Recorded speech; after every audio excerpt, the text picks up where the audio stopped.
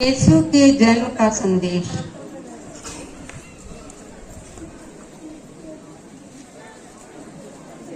छठे महीने स्वर्गदूत गब्रिएल ईश्वर की ओर से गलीलिया के नाजरेत नामक नगर में एक कुंवारी के पास भेजा गया, जिसकी मंगनी दाऊद के घराने के जोसेफ नामक पुरुष से हुई थी, और उस कुंवारी का नाम था मरियम। स्वर्गदूत ने उसके यहाँ अंदर आकर उससे कहा,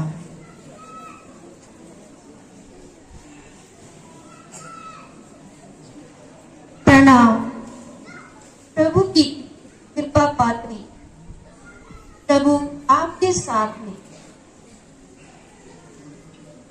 वह इन शब्दों से घबरा गई और मन में सोचने लगी कि इस प्रणाम का क्या अभिप्राय है। तब स्वर्गदूत ने उससे कहा, मरियम, डरिए नहीं, आपको ईश्वर की कृपा प्राप्त है। देखिए, आप गर्भवती होंगी, पुत्र प्रसव करेंगे और उनका नाम यीशु रखेंगे। वह महान होंगे और सर्वोच्च प्रभु के पुत्र कहलाएंगे। प्रभु ईश्वर उन्हें उनके पिता दाऊद का सिंहासन प्रदान करेगा। वह याकूब के घराने पर सदा सर्वदा राज्य करेंगे और उनके राज्य का अंत नहीं होगा।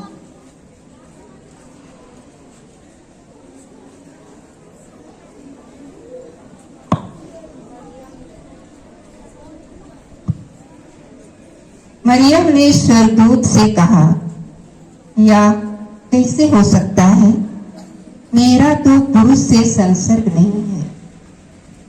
स्वर्गदूत ने उत्तर दिया,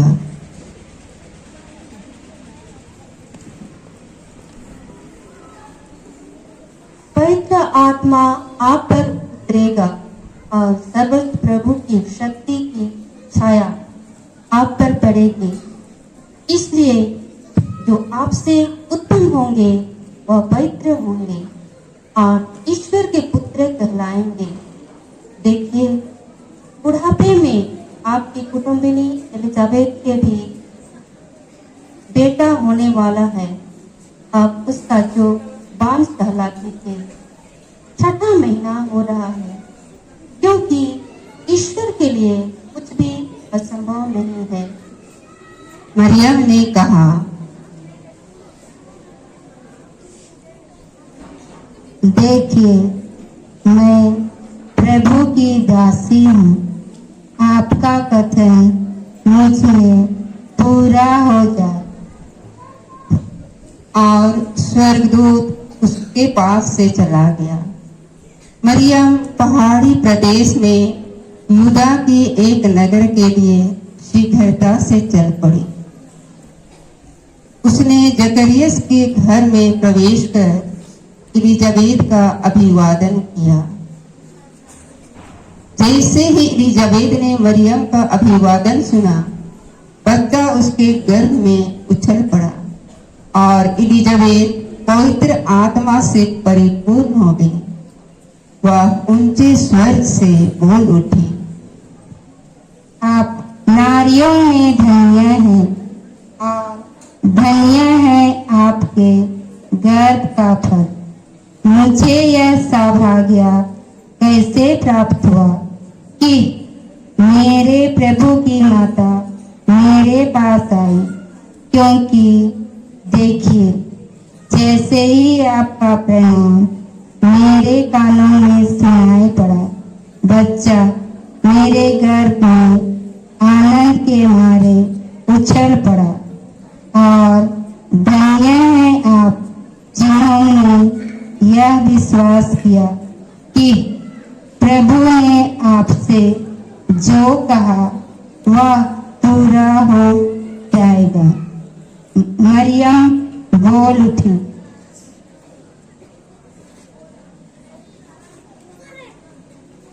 मेरी आत्मा प्रभु का गुणगान करती है। मेरा मन अपने मुक्तिदाता ईश्वर में आनंद मनाता है, क्योंकि उसने अपने दासी की दीनता पर कृपा दृष्टि की है।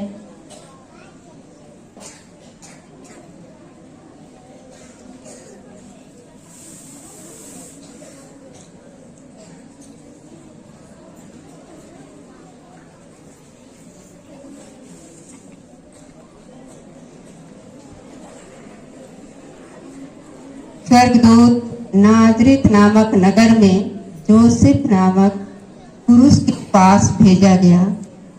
स्वर्गदूत ने जोसेफ से कहा, जोसेफ, आप अपनी पत्नी मरियम को अपने यहाँ लाने से ना डरें, क्योंकि उसका गर्भ पवित्र है और स्वर्गदूत उसके पास से चला गया।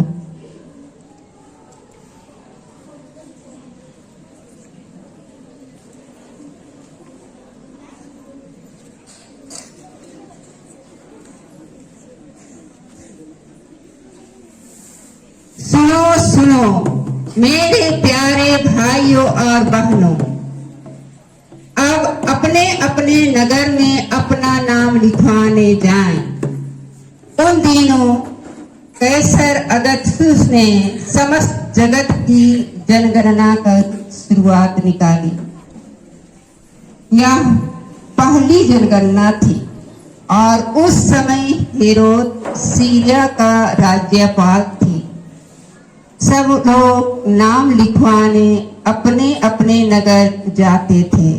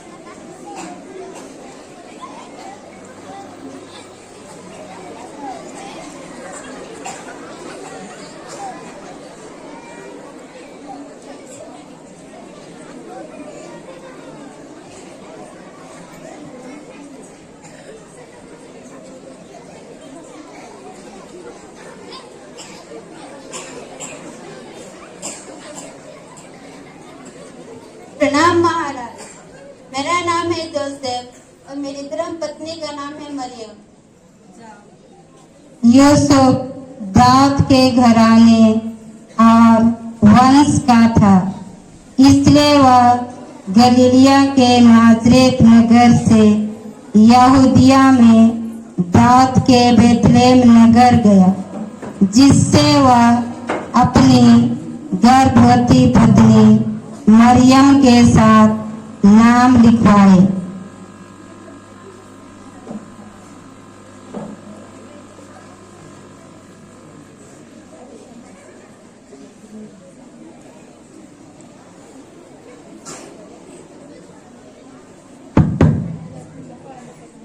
यहाँ रहने के लिए जगह मिल सकता है? हमारे पास बिल्कुल जगह नहीं है, आप दोनों आगे देखिए।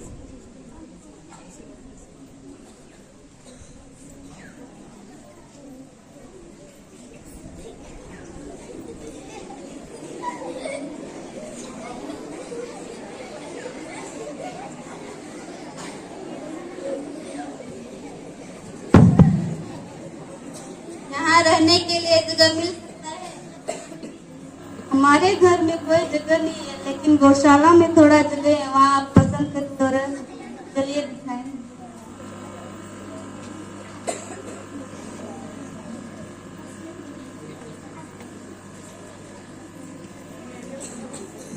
वे वहीं थे जब मरियम के दिन पूरे हो गए और उसने अपने इकलौते पुत्र को जन्म दिया और उससे कपड़ों में लपेटकर बैतरणी में लिटा दिया, क्योंकि उसके लिए सराय में जगह नहीं थी।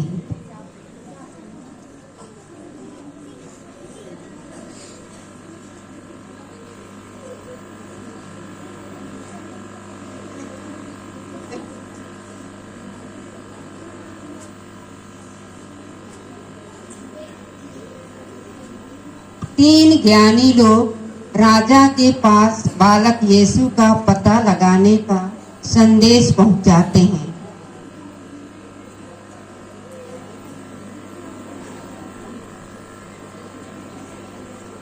प्रणाम महाराज, हमने सुना है कि दाऊद के घराने में बालक यीशु का जन्म हुआ है।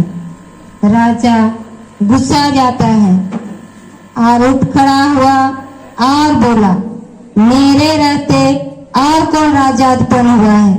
मैं ही यहाँ का असली राजा हूँ। जाओ पता करो उस बालक का, ताकि मैं भी उस बालक का नमन कर सकूं।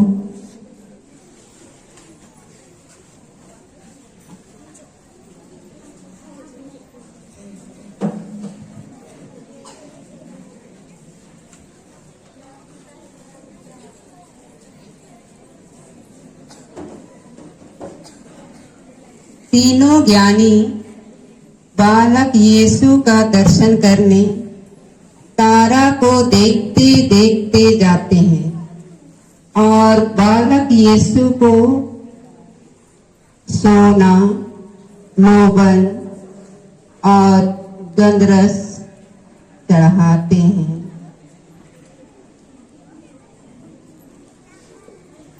तीनों ज्ञानी बालक यीशु का दर्शन करने तारा को देखते देखते जाते हैं और बालक यीशु को सोना, लोबन और गंधरस चढ़ाते हैं।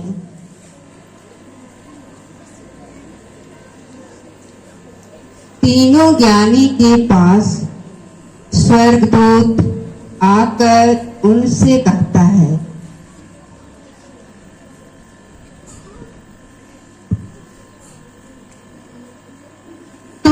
जिस रास्ते से आए हो उस रास्ते से मत लौटो, क्योंकि हेरोद राजा बालक यीशु को मार डालेंगे। तीनों ज्ञानी अपना रास्ता बदल के चले जाते हैं।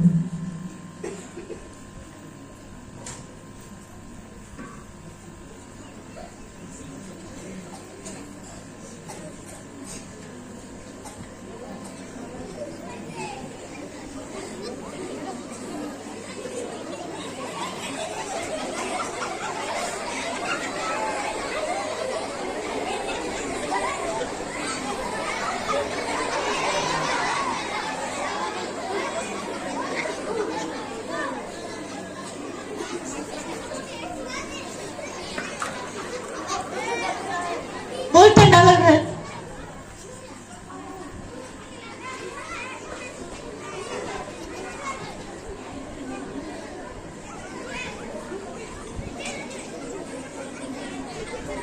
बहुत ठंडा लग रहा है ना? क्यों आग जलाया जाए? क्यों जलाते हैं? हाँ अरे हम तो रखे थे, लेकिन पता नहीं मेरे पास नहीं। क्या तुम्हारे पास है? शायद मेरे पास है। निकालो।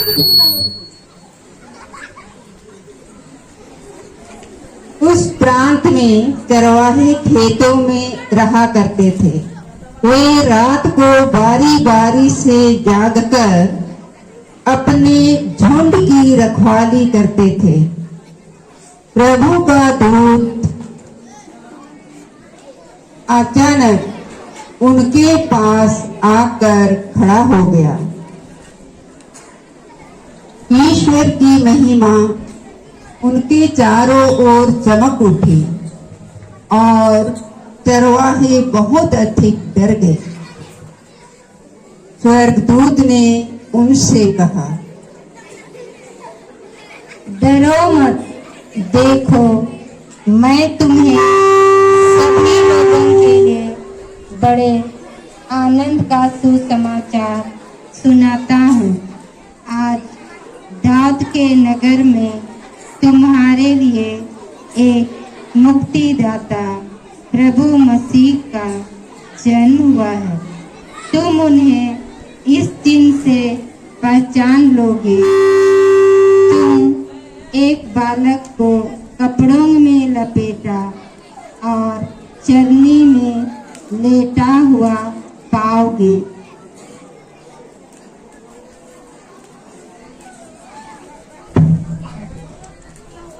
अरे वो लोग कौन थे? अरे मैं तो डर की वजह से उन लोग को देख नहीं पाया। मैं भी तो पूरा डर गया। अरे मैं तो सफेद कपड़ा पहने हुए और बाल सब पूरा लंबा लंबा, लेकिन कुछ वे लोग कह रहे थे, लेकिन आपको कोई समझ नहीं आया कि वे क्या बोल रहे थे। हमको ऐसा सुना दिया, दाऊद नगर में एक यीशु जन्मा है, चलो हम लोग देखने चलते हैं। लेकिन जाएंगे तो हम लोग उसके लिए क्या भेंट ले जाएंगे? चलो हम लोग का भेंट ना उसको ही लेके जाएंगे। लेकिन मैं तो मेरा सबसे बड़ा वाला भेंट ले जाऊंगा। चलो चलो चलो।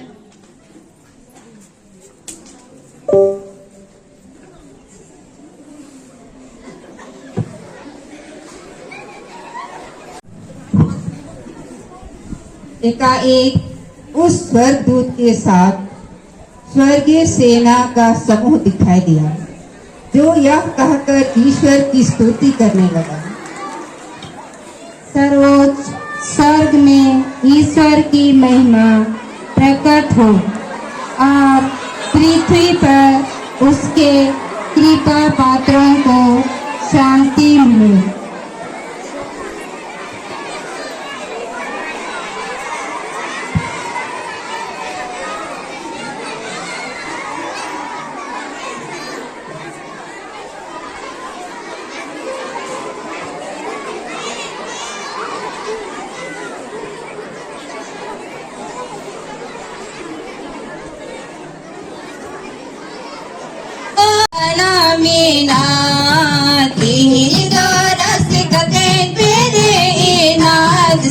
तीन दौरस कतें तेरे इनाम आज सुंदना मीना तीन दौरस कतें तेरे इनाम तीन दौरस कतें तेरे इनाम मसे बेगत में चरिया कोना रे सोरा सिर दोने रसिका में भले जिसके जन्म का डबूताला रसिका में कई माजोला कोने बंसा बुना रसिका में भले जिसके जन्म का डबूताला रसिका में कई माजोला कोने बंसा बुना सुंदना मीना तेरी दौलत कतें तेरे इनाम तेरी दौलत कतें तेरे इनाम मसे बेगत में चरिया कोना ने सोरा सिर दौड़े हारागी रसिका में भले जिसके जन्म का नबूतला रसिका में कई माजोला खुने बंसा बुना रसिका में भले जिसके जन्म का नबूतला रसिका में कई माजोला खुने बंसा बुना सुंदना मीना तीन दौरस कतें तेरे इनाम तीन दौरस कतें